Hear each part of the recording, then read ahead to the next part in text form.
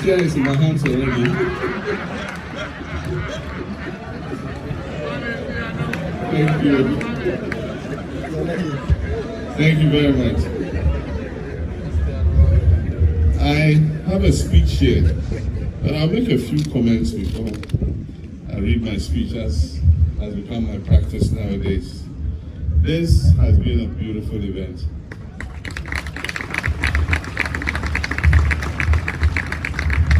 And I want to thank Jifa, the ministry, Rex Omar, and all those involved in the Blackstar Experience, because it's a multifaceted component of our whole tourism experience. Blackstar Experience is the overarching superdome of everything that is a component under it, and Rex Omar expatiated that very well. Today we're doing this at a historical monument. You know, in 1957 we gained independence, and in addition to the Blackstar Square, which is to our right, we have this monument, which is called the Independence Arc. Now, if you're a student of history, you know what arcs represent. In the past, Alexander the Great, Otto von Bismarck, Napoleon, all of them, when they went to war and they were victorious, an arc was built to commemorate the victory that they had gained. And so when Kwame Nkrumah gained us our independence in 1957, this arc is the monument to actually memorialize our independence. And that's why when you see on top there, you see AD 1957. For those who understand Latin, AD means Anno Domini, and AD represents after Christ. So we have two ages in all our history. We have before Christ, which is called BC, and then we have AD, which is after Christ. And so Anno Domini, the year of 1957, Ghana chalked a success, and this arc was built to commemorate that success. And when it was built, Kwame Nkrumah, together with his Pan-Africanist comrades, Marcus Garvey, W.E.B. Du Bois, and all of them, they envisaged the concept of the Black Star. Because in all our history, you look in the sky, you see a star shining. Because we are miles away, you can see it glitter. But when you go closer, it might not necessarily be white, it could be a different color. And so in all the commemoration of the stars in the sky, it was envisaged that Ghana, the first country to gain independence, was going to be the star of all of Black Africa, including the diaspora. And that is why Kwame Nkrumah talked about the Black Star, the African personality, and all that, to make us proud in our identity and who we were. In the last 8 years, attempts have been made to suppress the role Kwame Nkrumah played in gaining our independence. Indeed, people have said he's not the founder of our nation. Not he alone could have founded our nation. But however you try to suppress the name of Kwame Nkrumah, it has gone beyond our hands. Kwame Nkrumah is a worldwide icon, recognized by the whole world. Recently, I hosted the chairman of the Confederation of African Football, CAF, our brother from South Africa, Mosepe. While we're sitting and talking, he said one of the things that he learned in school, and that has stayed with him since he left, he grew and became an adult, was what Kwame Nkrumah said after Ghana gained independence. And he paraphrased what Kwame Nkrumah said on our Independence Day. I mean, for a country that had become independent, and we all were enjoying and joyful that we were the first nation to become independent, his thinking went beyond Ghana. And he said that, and this is what Mosepe told me, the independence of Ghana is meaningless. It means all the joy we're having is meaningless unless it is linked to the total liberation of the African continent. So that was Kwame Nkrumah for you. But the performances that we have seen here today, I remember as a young student growing up in Legon, we had our little drama studio. And our students in Legon, for their exams and their performances, had to choreograph a drama performance. And we, the students, used to go to the drama studio and pay to go and watch those performances. And they did very well. Beautiful African performances. All of us growing up, maybe of my age, my children here, Shahid and Farida might not have lived in that age. I remember those epic performances. The king must dance naked, and how we used to flock to go and watch it. In the chest of a woman, or was it in the bosom of a woman? Those of you who are my age, remind me if I make a mistake. In the chest of a woman. There was one called Jogolo. There was even Jakarta or something. I mean, and that was the golden age of dramatic performances in Ghana. And I remember we used to flock to go and watch those performances. There were even the ones that were the movie. And several, icons in the movie industry, some of whom are alive, some of whom are dead. And we lived through all that era, Gallywood, Kumawood. I remember I asked that they don't show foreign films on the presidential jet anymore, and that we should watch Ghanaian movies. And no, this was when I was president before. And I'm going to give the edict again. The plane is going for service. When it comes out, ask them to change all the repertoire and put Ghanaian movies. And I watched a very interesting one between Lil Wayne and what is his name? Our Afcast. When some armed robbers attacked him in conspiracy with his wife, and then Lil Wayne and his wife found him lying down. And the wife said, "Oh, armed robbers." And Abunusa and Lil Wayne said, "Debi Obroni, if you play when they call for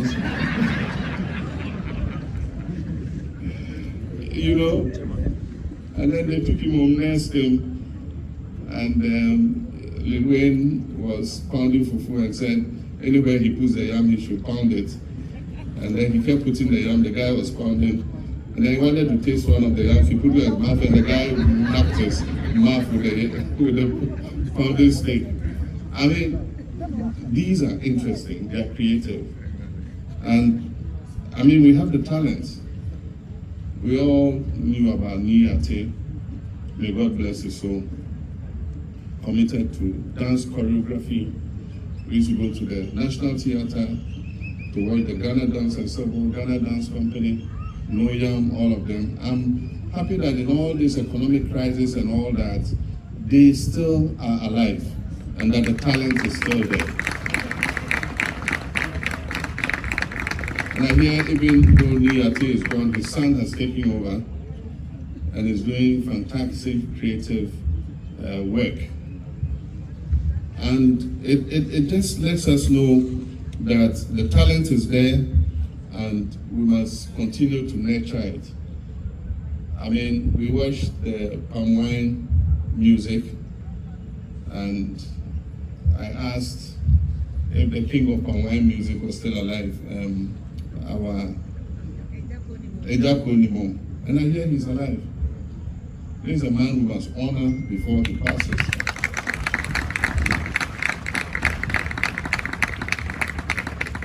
Because that was a genre of music that has become a part of our musical archive and our folklore.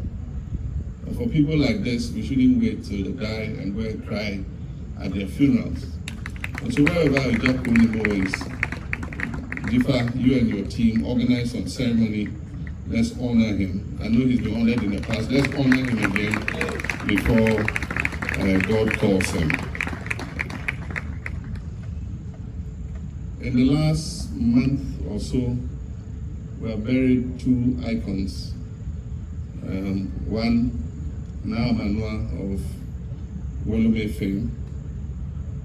I got to meet her not too long ago, last year, yes. She came to my office out of the blue. And we had listened to Wolome music growing up. So when she came, I was quite excited. And we struck a very good friendship. Unfortunately, after I got to know her, it didn't take long. She fell sick. The family came to me. We did everything. We paid the medical bills, but if money could pay for her life, she would be alive. When God decides, he takes what he has given us. The other who passed recently, and because I was too busy with the affairs of state, I didn't get the opportunity to at least go and pay my respects to him, was the last of the Osibisa Tediose. Growing up, these were people who made us proud, and they carried African music and Ghanaian music to the rest of the world. And I pray that God grants him peaceful rest. But there are many people like that who have had the talent, they have performed, we've enjoyed their music in many sectors, in sports, in all the creatives, in film, in music. And today, we ask ourselves, how are their lives? Many of them are living as paupers. Even in old age, money to be able to afford the medicines, to be able to look after themselves, pay for their hospital bills, has become a problem. I've done my best from when I was president before, and even in opposition and as president again, to adapt several of them and provide them with sustenance every quarter in order that they are able to live a meaningful life. But that is what I can do as an individual. I believe that as an institution, like we tried to do in the past, we should set up an aging artist fund and be able to provide something for these people who have made us happy in the past, who we knew were talented and creative and are falling on hard times. And so that will be a part of the Blackstar Experience, that we create something that is able to look after some of these bright stars who gave us joy when we were growing up, and be able to at least give something back as a nation to them in their trying times. Ladies and gentlemen, we gather in front of the Independence Arc to relaunch the Blackstar. That's our forebears Nkrumah, and not only Nkrumah,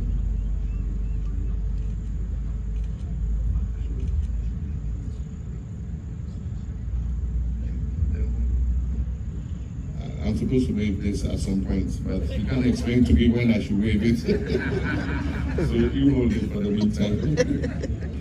We gather before the Independence Arc to rededicate ourselves to the concept of the Blackstar. And that Ghana, as the first Black African nation south of the Sahara to gain independence, we want to recapture what Ghana meant at the time to the rest of Africa. And let me tell you, it wasn't only Africa, it was the whole of the Black world. We were proud of Ghana as the first Black African nation to gain independence. And there's something that happened on the day. President Nixon, came to Ghana during the independence. He was not president at the time. But while they were jubilating at Ghana's independence, there was this black guy who was so happy and, dancing and jumping all over the place. And President Nixon asked him, how does it feel to be independent? And he says, I don't know, because I'm an American, we're not liberated yet.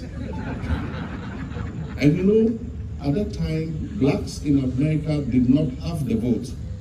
Black people did not vote in elections in America. And at the time, Americans were fighting their civil rights movement to give black people the freedom in America to be considered the same as white Americans. And so Ghana became independent even before our brothers in America, the blacks, gained their civil rights. And so he says, I don't know how it is to be independent. I'm American, I'm from Alabama. That's what the guy said. But subsequently, in 1960s, the blacks in America also got the vote. And so Ghana's independence is a very pivotal event.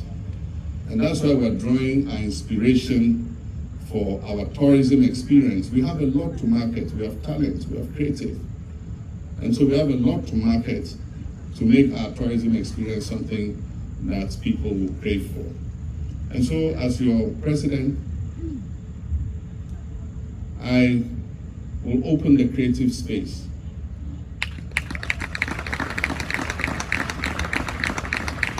I'm going to open the door for you. And when I open that door, let nobody close it again.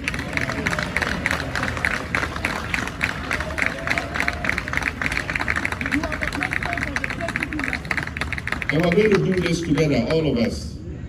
And so whatever ideas you have, we're open to it.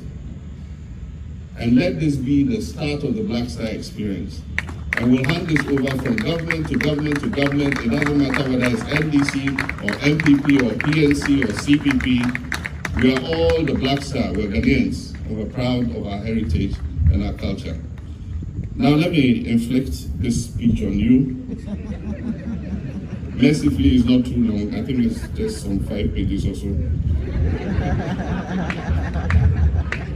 And so I've said what was in my heart. Now, let me tell you officially what they're asking me to tell you. This evening, as I... Okay, the flag is here.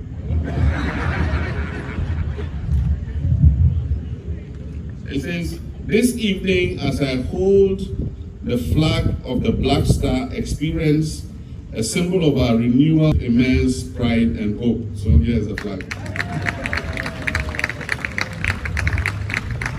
Okay, you can take the flag now. Today we're not merely launching a brand, we're reclaiming our narrative and projecting to the world a bold new vision of Ghana. A Ghana that stands tall, vibrant, proud, and unstoppable. We're launching a movement, the Blackstar Experience. From the rich tapestry of music, dance, choreography, and immersive digital presentations you have witnessed tonight, it should be clear that this initiative transcends tourism. It is a declaration that Ghana is the cultural and creative heartbeat of Africa. We're determined to redefine how the world sees us, and more importantly, how we see ourselves. The Blackstar Experience is about restoring our pride, celebrating our heritage, and unlocking the vast potential within our cultural, creative, and tourism sectors. Ghana must be recognized not only for its historic achievements, but also for its dynamic present and limitless future. A powerful legacy has shaped our nation, from the enduring kingdoms of Akwamu, Dagong, and Ashanti, to the fearless Pan-Africanist leadership of Osadefo Dr. Kwame Nkrumah, whose vision of African unity still inspires generations. And yet for too long, we have underinvested in what makes Ghana truly exceptional. That is our culture, our creativity, our warmth, and the way of life. And that must change. And I say that from today, that will change. The Blackstar Experience is our solemn pledge, one, to rebrand Ghana, and in that we'll showcase to the world the brilliance of our festivals, the rhythm of our music, the beauty of our fashion, the power of our films, the richness of our cuisine, the wisdom in our storytelling, and the unmatched warmth of our people. Two, will create jobs We will empower millions of young Ghanaians, particularly women, by unlocking opportunities in the creative and tourism industries, nurturing entrepreneurship and innovation, and creating sustainable livelihoods. And 3, we'll attract investment. We'll draw in global investment and forge new pathways for inclusive growth and prosperity by positioning Ghana as Africa's premier destination for cultural tourism and creative collaboration. Let it be known that the Blackstar Experience is not a one-off event. It is a 365-day celebration of Ghanaian ingenuity and excellence. And so here, we're not going to have one day where we say, today is the Blackstar Experience. It's a year long. There will be different components, and I'm going to come to that. And so the creative energy of our people will radiate daily from every region and every community. Imagine the majestic rhythms of the Hobechocho Festival in Anglo, the electrifying art of the Chalewati Festival right here near the Blackstar Square, the dazzling colors of Fetu Afashe in Cape Coast, broadcast to global audiences, the Odura festivals of Ekwapim and Ashanti, Abuachiri of the people of Efutu, Omowo of the people of Ghana, and the Bogom festivals of the Dagon people. Kente weavers, imagine Kente weavers in Bongre are celebrated as national treasures. Kumawood and Gallywood filmmakers dazzling international screens, global musical icons recording albums in studios across Accra to Takrady. Hollywood producers choose our castles and landscapes for their blockbuster movies, partnering with the private sector to build amusement centers, water parks, and cableways, domestic tourism that takes our people to different regions every month.